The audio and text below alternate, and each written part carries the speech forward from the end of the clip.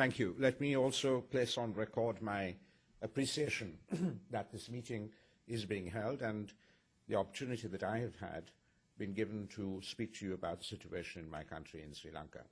I think the focus of our attention is on the human rights situation pertaining to the media, but also the human rights situation in general. But let me first concentrate on the situation with regard to the media. At the present moment, the situation in Sri Lanka with regard to media freedom in particular, and the media in general, is probably best described to me by a senior journalist, a European journalist, who said, my God, you know, you have a conflict in this country which is the most hermetically sealed conflict anywhere in the world. The only information that we get with regard to it is propaganda, either from the government of Sri Lanka or from the LTTE through various websites. This is unprecedented as far as any conflict in the 21st century is concerned. And therein, I think, lies a tale, insofar as to why two armed protagonists would want to ensure that independent, international, and local media do not have access to the battlefield, to the scene of hostilities, to be able to report. In addition to that, we also do know that anything between the government figure of 70,000 to 150 to 180,000, which is what the UN agencies work with, people are trapped in something like 34 square kilometers of territory held by the LTT in the most appalling conditions. It is a mini Darfur. The head of relief operations of the United Nations, Sir John Holmes, who visited Sri Lanka 2 weeks ago and who then reported to the Security Council, said that as far as he knows, at least dozens of people are being killed and injured on a daily basis. At least dozens are being killed and injured on a daily basis. The High Commissioner for Human Rights on Friday came out with a statement in which he said that the actions of the government of Sri Lanka and of the LTTE are tantamount to war crimes and crimes against humanity. She in particular singled out the LTT's use of civilians as human shields in the context of this conflict as absolutely reprehensible. And she pointed to the situation where there are grossly inadequate medical supplies, food supplies, etc. We now know that the one makeshift hospital in that little pocket is being closed down. So it is a horrendous situation with regard to a conflict. It may not endanger international peace and security, but in the 21st century, it is here an appalling affront to human decency that is happening in this island, in the Indian Ocean. The world knows about it. No one can claim ignorance with regard to it.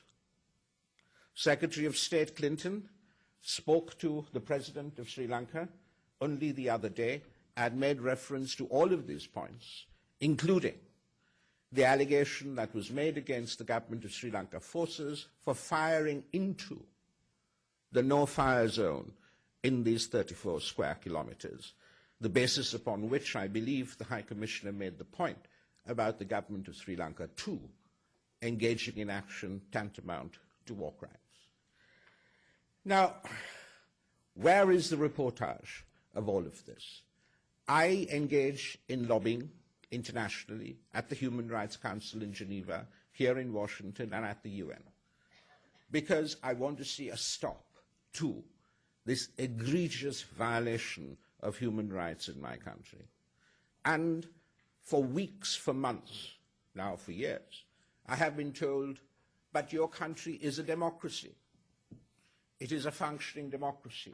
These things don't happen in functioning democracies. You are not Sudan. You're not Somalia. You're not DRC. And my counter to that is, it is precisely because You think and believe that my country is a functioning democracy, and yet these things are happening there. That is the measure of the crisis that affects us.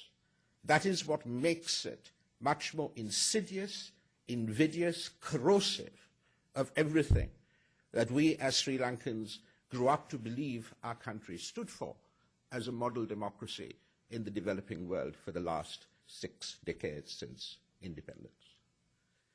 The problem, as it stands at the present moment, is a problem of the culture of impunity.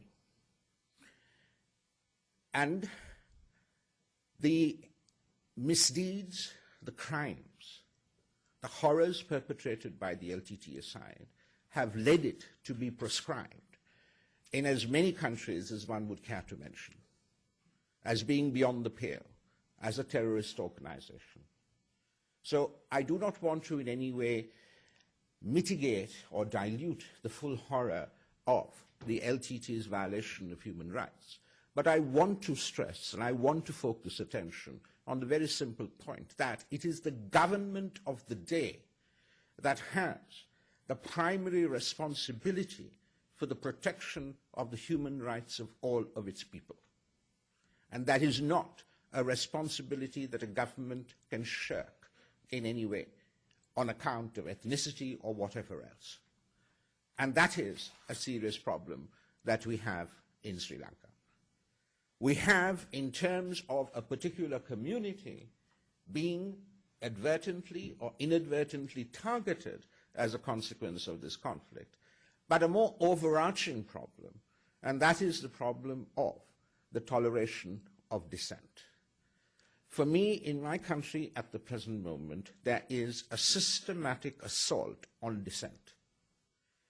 This, sadly, unfortunately, was nurtured and encouraged by the previous dispensation here in Washington in the context of the war against terror. If you are not with us, you are against us. And those words have been uttered also by the highest political leaders in Sri Lanka in the context of this conflict, using the conflict as a war against terror, as a mask, as a cloak, to also systematically snuff out any kind of dissent or criticism of the regime itself. It's a Faustian bargain that they have entered into, and they are still caught up in it. Not a single prosecution has taken place with regard to the assault on dissent, with regard to the 8-odd journalists who have been killed, and I think it's something like 12 or 14 media workers, generally speaking, who we know of who have been killed or disappeared in the last 2.5 years. It is a mirror image of each other. They are well matched in that respect, the government and the LTTE, in terms of how they treat people who do not support them enthusiastically and as wholeheartedly as they want to. I want to just give you 3 examples of the culture of impunity that I'm talking about in respect of media freedom. Take the first one that I want to talk to you about. The first one involves a journalist called Mr. Namal Pereira, who in fact actually worked in my organization. He would write stories which were critical about the security establishment. One day in the evening at 5 o'clock, on one of the main